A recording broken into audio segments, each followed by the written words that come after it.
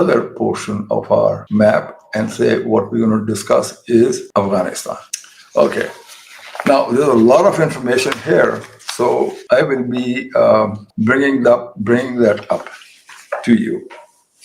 So, excuse me if I'm reading. I have to. Where we stand right now, which is not being reported to normal media, Pakistan has sent an ultimatum to Taliban amid shifts in Afghan policy, calling it final message. Pakistan wants Afghan Taliban to meet the security demands or face Islamabad support for rival political groups.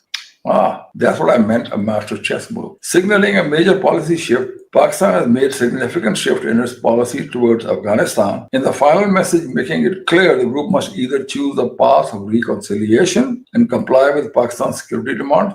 We will later tell you exactly what those ones are, or face Pakistan's support for political forces capable of challenging the Taliban government. In other words, Pakistan is signaling a direct threat to the political upheaval in Afghanistan diplomatic change.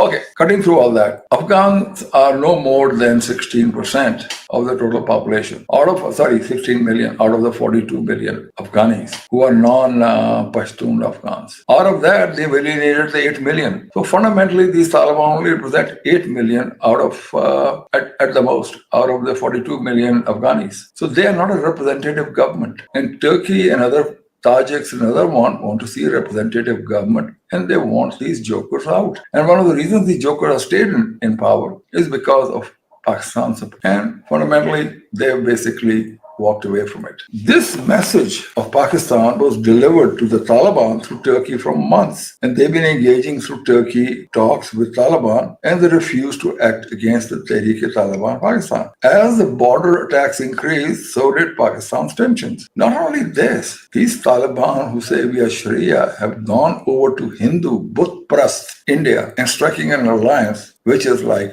reminds me of Mukti Bahini way back in 71. But I think the times have changed and we were a different leadership. And I think it's a bad call on the part of the Taliban. In the shift, now I'll talk about what we have been doing with the alternate democratic and opposition leaders in Afghanistan. And let me tell you exactly who they are. Well, these include former President Hamid Karzai, Ashraf Ghani, National Resistance Front leader Ahmed Massoud, Abdul Rashid Dostum. This is fundamentally the leader of the previous Northern Alliance. The guys we removed when Faiz Hamid went to drink some tea in Kabul. What Pakistan has offered these leaders is political space, safe presence, and office facilities in Pakistan, Islamabad, and organizing a structured Afghan opposition, which means whatever they do and remove these guys, there will be an election for a representative government in Afghanistan. Reports suggest proposal will be extended to exile Afghan women leaders, activists, democratic groups, reflecting Islamabad's broader strategy to counter Taliban's influence. Now to talk about what exactly Pakistan has told these guys they want. Very interesting. The talks between Pakistan and Taliban stalled after the third round. We know that. Qatar also, then in Turkey. And now we're having some kind of a temporary ceasefire. But here is what Pakistan wants. So take it or leave it. And if they don't accept it, regime change. Strict action against the TTP and handing over its militants. What Pakistan is saying, you don't shove these guys across the border armed with militants and rockets. You hand them over properly at the border like criminals. No shoving across the border. Shoving across the border would be met with force. They'll be bombed. They'll dull daylights out of them. Guarantee of peace along the Durand line. No more bakwas around that Durand line border. Creation of a buffer zone along the border on the Afghanistan side. And then we will normalize trade and cooperation. In Turkey, the Taliban refused to comply, especially regarding the TTP fighters and establishing a buffer zone.